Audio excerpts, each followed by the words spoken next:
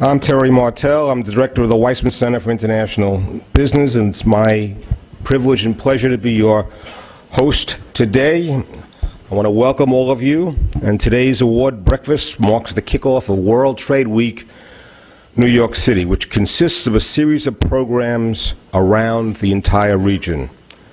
The theme is Global Markets Now More Than Ever. I particularly want to acknowledge Robert Steele, Deputy Mayor for Economic Development, who is here this morning to give the keynote address. I also want to welcome Congresswoman Nydia Velázquez, the Democrat from New York, who will present the two Commerce Department awards. I want to thank both of them for taking time out of their very busy agenda to share some time with us today. World Trade Week is part of a national celebration of international trade that goes back to President Roosevelt. We celebrate World Trade Week because it's an opportunity to recognize the benefits of open markets. And I think it's also an occasion to remind people of the importance of international trade to the New York metropolitan region. That's a critical thing, and I think that's the most important thing this week does for this region. Emphasizes just how important trade, the port, the airports, international business is to the economy of this city. New York has been a commercial mecca ever since the Dutch settlers arrived here 400 years ago. The opening of the Erie Canal in 1825 galvanized commerce, and New York became the gateway for the nation's international trade.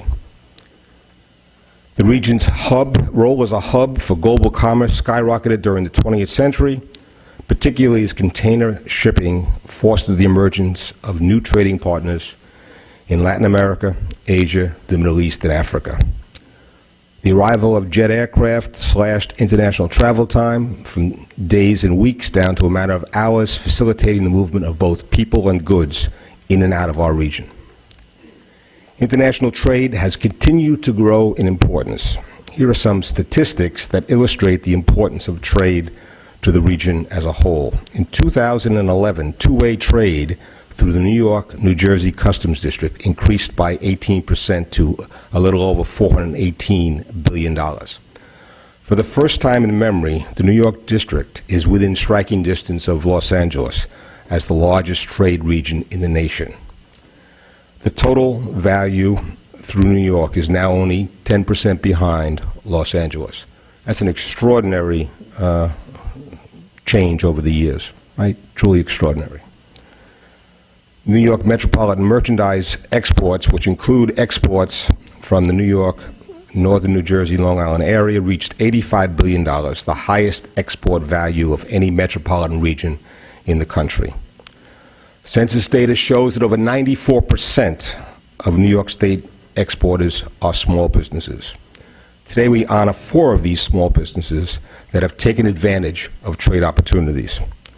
We are also going to honor 2 organizations that have helped educate both trade professionals and the broader public about the ever-changing global economy. Looking beyond trade in goods, New York is a leading exporter of services and a top destination for foreign investment. Within the United States, New York holds a dominant position in terms of both international visitor arrivals and spending, placing New York at the very top of the global tourism industry.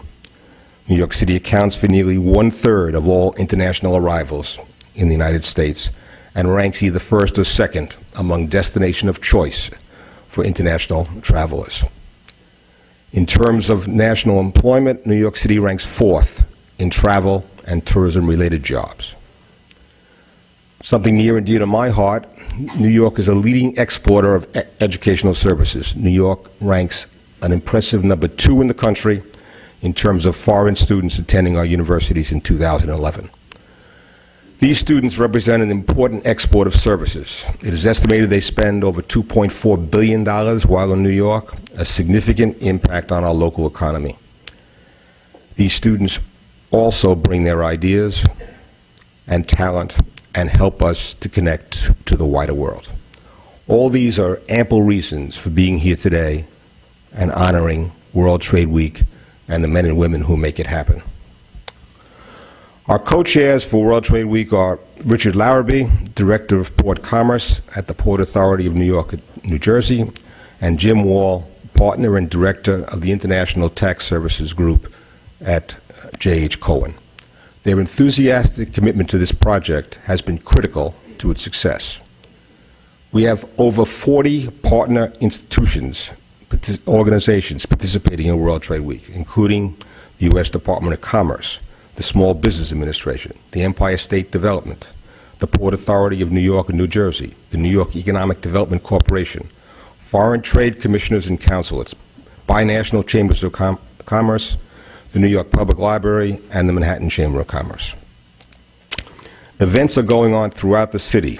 In your program, you will see a list of the extensive different programs. There are so many of them, they no longer can be compact into a week. They take place now throughout the entire month. I would ask that you visit the booths of some of our sponsors and get a sense of just how rich the offerings are. Here are a few examples. The Science, Industry, and Business Library will be the venue for several events during this week. These include a forum on Tuesday on the basics of importing and exporting. The library will also host 2 seminars on Wednesday. The first will focus on the use of its electronic databases to do foreign research. Doing due diligence on foreign customers will be the subject of a second seminar. On Thursday, we'll host a seminar on a very important topic, overseas debt collections. The library is located in the corner of Madison Avenue and 34th Street and run truly excellent programs. Another example of the services that are provided around the city in support of international trade. Resolving commercial disputes in Asia will be a topic at a breakfast seminar on Wednesday sponsored by the Hong Kong Trade Development Council and the Hong Kong Association of New York. Other programs around the city include a seminar on Monday evening sponsored by the European American Business Organization on the role of rating agencies. Business opportunities in Central Europe, the Netherlands, and Poland will be topics at other sessions during the week. The U.S.-Mexico Chamber of Commerce and the Council General of Canada are coordinating a seminar on Thursday focusing on North American supply chain, transportation, and financing. Tips on starting and managing an import-export business will be the focus of a seminar on Saturday. We have terrific sponsors this year. J.H. Cohen is our presenting sponsor. At the gold level, we're pleased to have HSBC. At the silver level, we have the Customs and Trade Bar Association. Our media sponsors are the Journal of Commerce, Peers, the New York Enterprise Report, the Global Business Advisor magazine. Other sponsors include FIDA, Compass, COFACE, and New York Expo for Business. Now, I just read a whole bunch of names. I just read a whole bunch of events. Right? These things just don't materialize out of thin air. They are the work. They come about because a group of people worked very, very hard. And I want to acknowledge the hard work of this very humble group. Right? Not the kind of people that ask for a lot of applause and rarely get it. So I want them to get it today, because without them, this does not exist. Okay? We understand? All right. K.L. Fredericks, who's someplace in the audience, does a poll on how many of the names I mispronounce. Now, you have to understand, I've known these people for 10 years. I've done this 10 times. And I've made mistakes each of those 10 times. The good news is what? It's a different mistake each year. Lucy Ambrosino. Where is Lucy?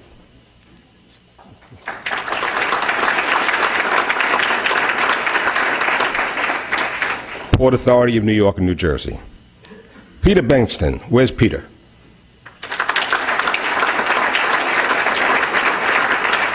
New York Public Library.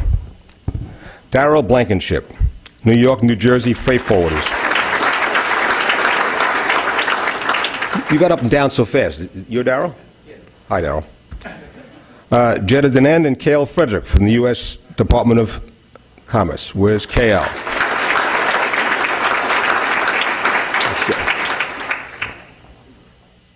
Cynthia Duncan. Cynthia?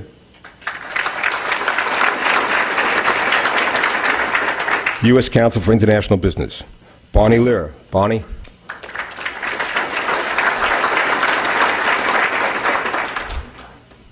New York District Export Council. Nancy Plager. Where's Nancy?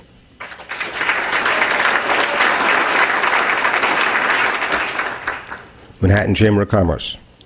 Joe Schoonmaker.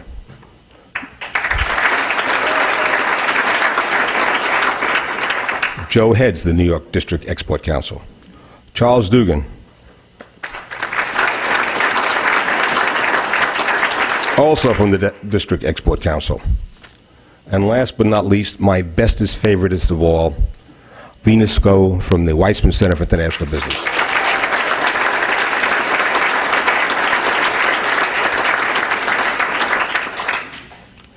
Again, this is truly a labor of love for the people involved, and they'll meet next week to go over what we did wrong today, and they'll start the planning process for next year. It's truly a great group of people.